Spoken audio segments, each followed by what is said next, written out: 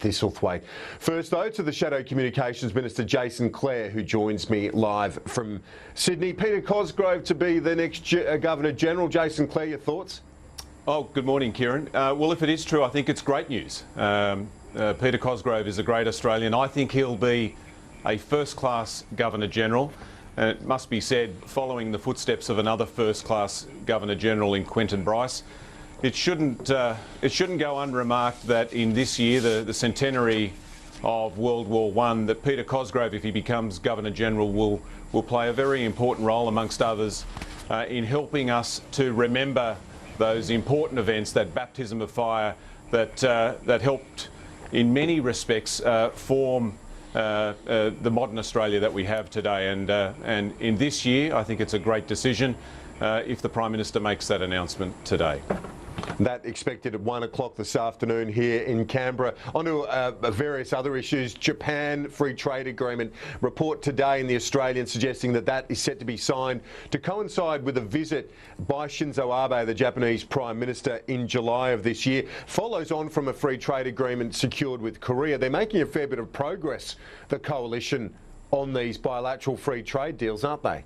Well, again, Kieran, this is good. If this news is correct, then that's good. Good for Australia. Good for trade. We'll see during the course of this year whether that agreement can be struck. It's the culmination of work of both political parties over a number of years.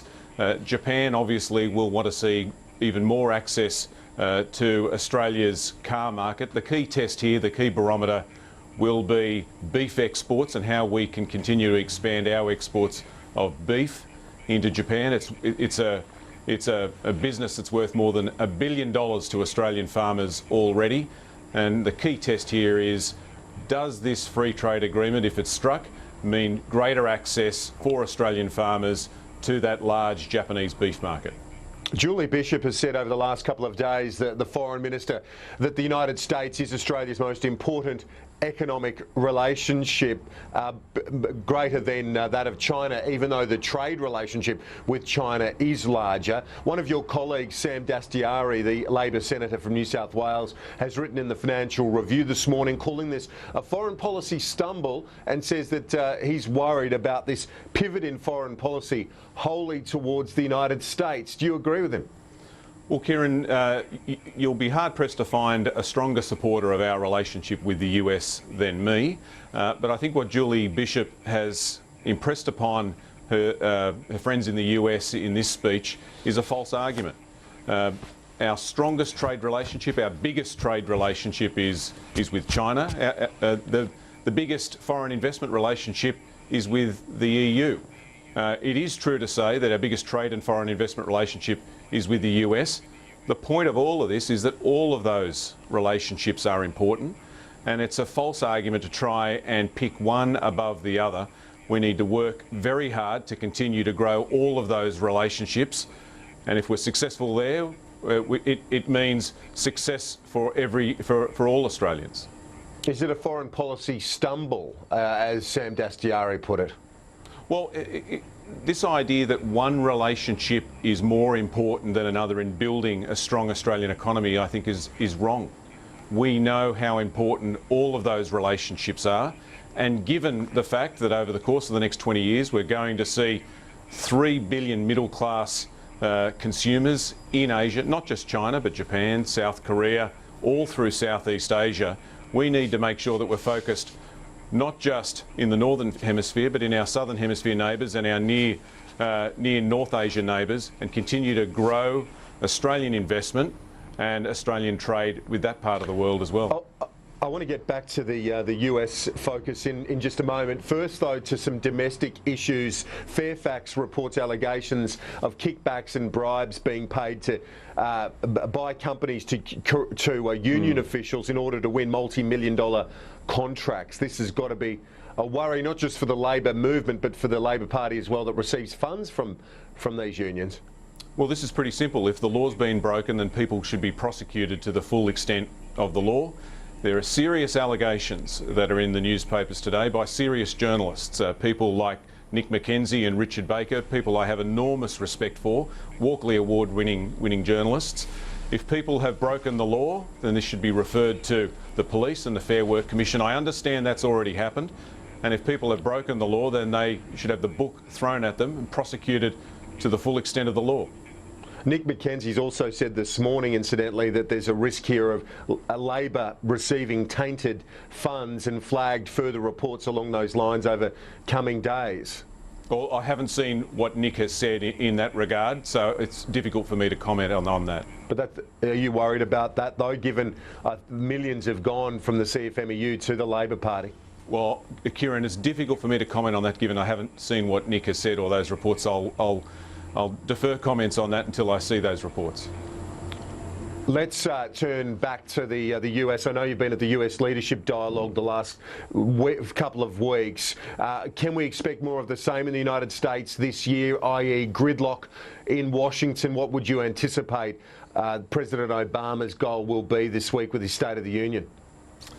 Well, it's the start of the American political year as well as the start of the Australian political year. The State of the Union is an opportunity for President Obama to set out his agenda for the year. It's one of the great ironies of American politics that the Commander-in-Chief has more power outside the United States than he does inside, and that's best demonstrated by the gridlock we've seen in Congress, government being shut down last year. This time last year, when the President gave his State of the Union address, you'll remember his plea to the Congress and to the American people for legislation to tackle guns and what we saw at Sandy Hook. And he's been frustrated in that attempt, just as he'd been frustrated over the course of the year with immigration reform and increasing the minimum wage. I think the President, I expect, will reach out across the aisle and try to get more of his legislative agenda passed by this Congress, but also expect him to implement other things that he can do without needing legislation from the Congress through presidential executive action. It's one of those frustrating things about politics where you can't get the two parties to work together. We've seen examples of that in the US, and we've got to avoid that in Australia. Do you think that that Australia is avoiding that at the moment? That there is enough consensus politics because certainly Bill Shorten seems to be, while he says he's going to be constructive, he's been fairly obstructionist thus far.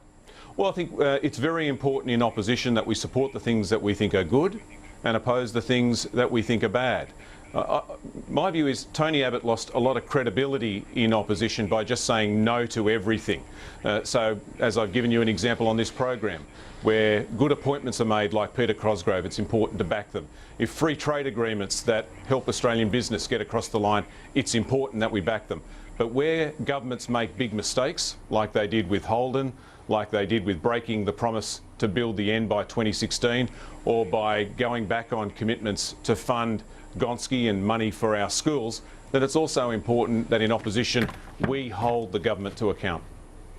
And today, the first day after the Australia Day holiday, traditionally marks the start of the political year in Australia, really, Jason Clare. A few litmus tests looming for the government and the new Labor leadership as well, with the Griffith by-election. A couple of state elections, a likely rerun in WA Senate as well.